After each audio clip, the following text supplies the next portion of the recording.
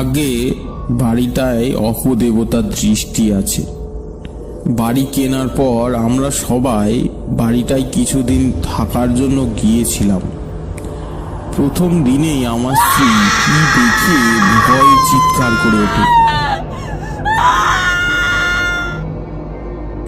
জিজ্ঞাসা করে জানতে পারলাম জানলার কাছে নাকি ছায়ার মতো কি দাঁড়িয়েছিল, অথচ দোতলার কোনো খাঁজ বা কার্নিশও নেই।